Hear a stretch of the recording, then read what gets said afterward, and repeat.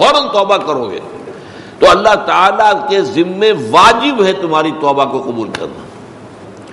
انما التوبۃ علی اللہ للذین، ان لوگوں کے حق میں یعملون السوء بجہالۃ ثم یتوبون عن قریب، اگر بالکل جلدی فوری طور پر جو ہے جذبات کے رو میں کام غلط میں کر بیٹھا ہے اللہ معاف فرما دے، تو یہ چیز جو ہے اللہ تعالیٰ پھر معاف کرنے والا ہے. تو دنیا میں بھی تمہارے عیوب پر پردہ ڈالے گا اللہ، اور آخرت میں بھی. واللہ فی عون العبد ما کان العبد فی عون اخیہ. کس قدر پیارے یہ جو تعلیمات ہیں آپ اندازہ کیجئے کس قدر عمدہ اور جامع الفاظ کے اندر.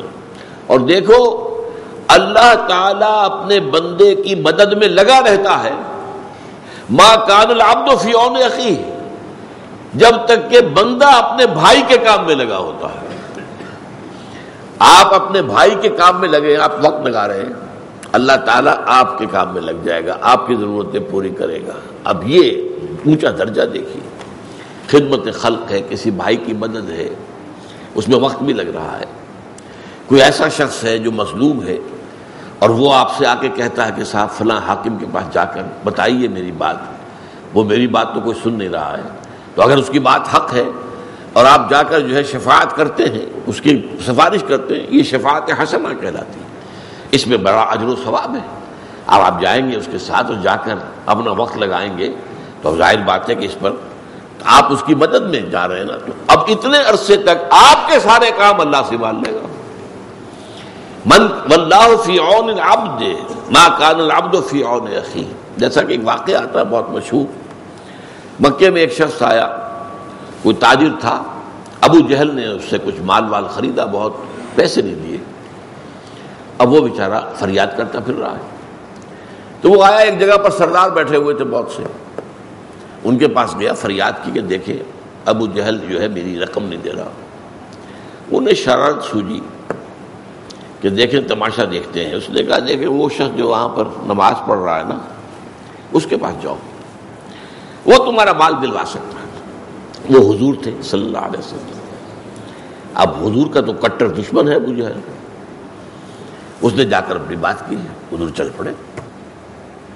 ابو جہل کے دروازے پر جا کر دستک دی، وہ باہر آیا، فرمایا اس کا مال ادا کر دو. وہ فوراً گیا، خاموشی کے ساتھ لا کے مال دے دیا. تو یہ روب تو اللہ تعالیٰ نے نصرت بالرعب، حضور فرماتے ہیں اللہ نے میری مدد کی ہے روب کے ساتھ.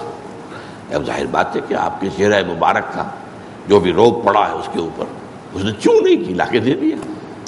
اب یہ بھی ہے نا ایک بندے کی آپ مدد کے لیے اس کے ساتھ چلے اور اس کے پاس جا رہے ہیں جو آپ کا دشمن ہے، تاکہ کم سے کم اس مظلوم کا جو ہے اس کی کوئی داد رسی ہو جائے. واللہ فی عون العبد ما کان العبد فی عون اخیہ.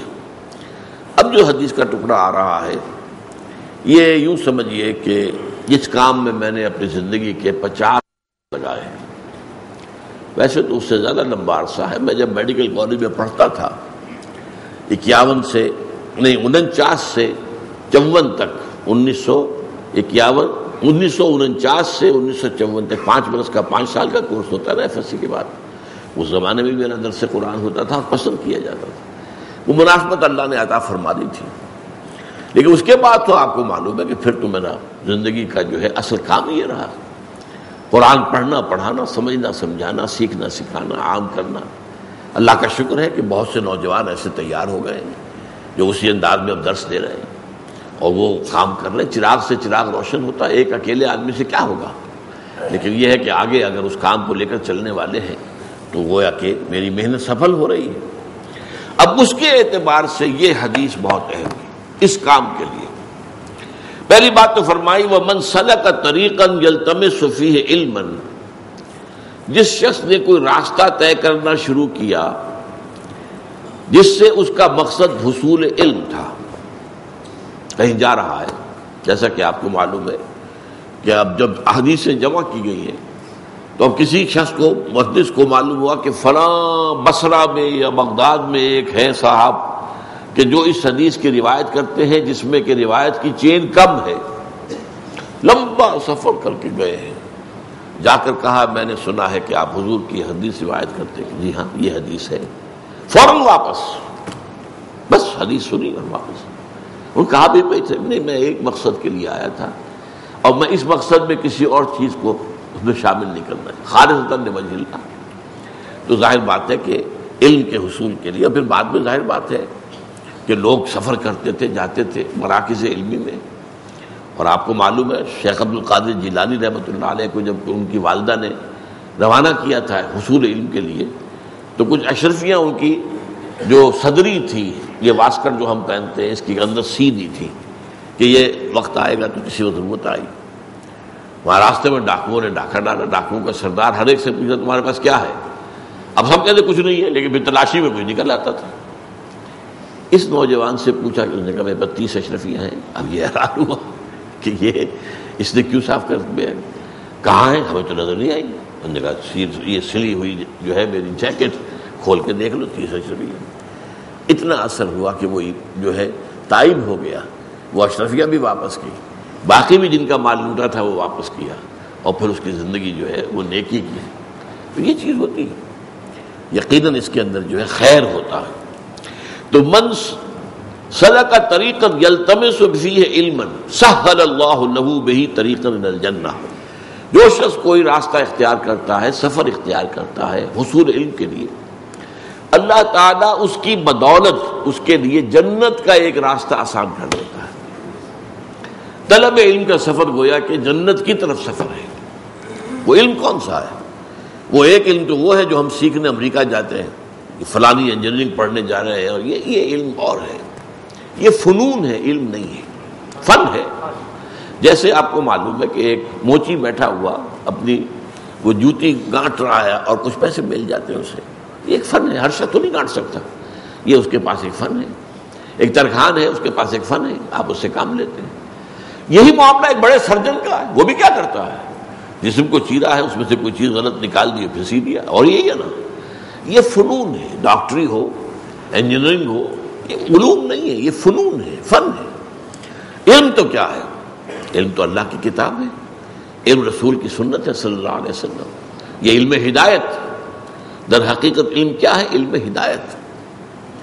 تو اس حوالے سے جو شخص بھی اس حصول علم کے لیے، ہدایت کے علم کے حصول کے لیے سفر کرتا ہے، اللہ تعالیٰ اس سفر کے بدولت اس کے صدقے میں اس کے لیے جنت کا سفر آسان کر دیتا ہے. اب سنیے وہ حدیث، وَمَجْتَمَعَ قَوْمٌ فِي بَيْتٍ مِّن بُيُوتِ اللَّهِ، اور کبھی ایسا نہیں ہوتا کہ کچھ لوگ اللہ کے گھروں میں سے کسی گھر میں جمع ہوں. کس کام کے لیے؟ یتلون کتاب اللہ، اللہ کی کتاب کی تلاوت کرنے کے لیے. وَيَتَدَارَسُونَهُ بَيْنَهُمْ، آپس میں ایک دوسرے کا درس دینے کے لیے.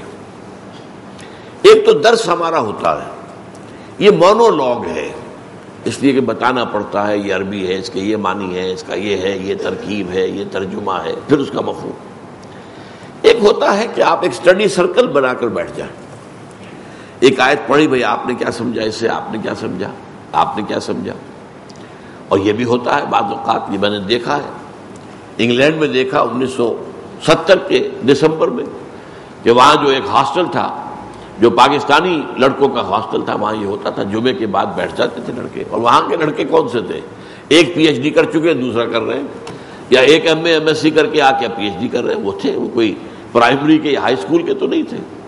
اب وہ کیا کرتے تھے؟ حلقہ بنایا ہے، بیٹھے ہیں، ایک رکوع جو ہے قرآن کا آپ نے پڑھا، آپ نے غلطی کی تو اس کو تصحیح کر دی گئی، وہی رکوع دوسرے نے پڑھا، تیسرے نے پڑھا، تاکہ تجوید صحیح ہو جائے. پھر ان کے ذمہ یہ ہوتا تھا کہ تم فلاں تفسیر پڑھ کے آنا، تم فلاں تفسیر پڑھ کے آنا، تم فلاں تفسیر پڑھ کے آنا، تم فلاں تفسیر، اور اپنا اپنا بیان کر. تو اسے ہم کہیں گے سٹڈی سرکل. یہ تدارس ہے، ایک ہے درس اور یہ ہے تدارس. تو فرمایا کہ جب وہ اللہ کے گھروں میں سے کسی گھر میں جمع ہوں اللہ کی کتاب کو پڑھنے کے لیے اور آپس میں باہم ایک دوسرے کو سمجھنے سمجھانے کے لیے، تو کیا ہوتا ہے؟ الا نزلت علیہم السکینہ، ان پر سکینت نازل ہوتی ہے اللہ کی طرف سے، سکون، اطمینان. جو ایمان کا اصل حاصل کیا؟ امن. امن ایمان سے ہے. اسی لیے جب نیا چاند دیکھتے تھے حضور، مہینے کا نیا چاند، تو کیا کہتے تھے؟ اللہم اہلہ علینا بالامن والایمان والسلامت والاسلام. اے اللہ، یہ جو چاند تو نے طلوع فرمایا ہے ہم پر، اس سے جو مہینہ شروع ہو رہا ہے، اس میں ہمارے لیے امن اور ایمان اور سلامتی اور اسلام.